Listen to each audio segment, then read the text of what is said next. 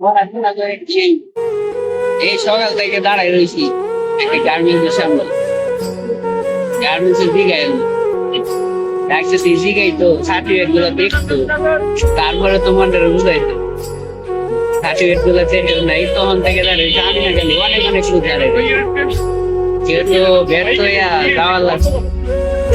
এই বিষয়ে বাংলাদেশে চাকরির অবস্থা, তাইলে আমরা এত টাকা পড়াশোনা করে বাপের হোটেলে খাইয়া লাস্টে বাপের হালেই না করছি।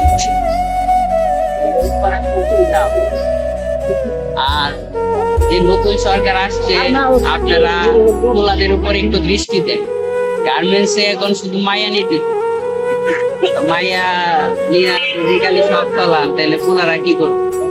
পোলারা তো পরে এই যে তোমরা রাজনীতিতে নিচে তারা টাকা ইনকাম করে, আর শরীরকে সাদাবাজি জায়গাতে গেলে আমাদের তাকিয়ে দেন সব দিয়ে আপনাদের কাছে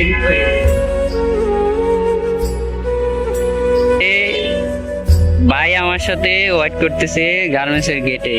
লাস্টে বলার ভাষা হারিয়ে ফেলছে।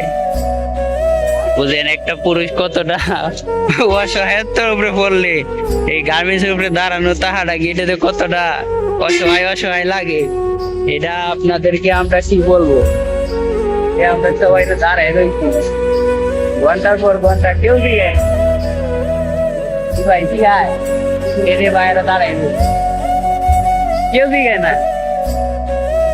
এরা কোনো হইলো বাংলাদেশ উন্নত কেমন হইব? আমাদের শুধু কর্মস্থানই না তাই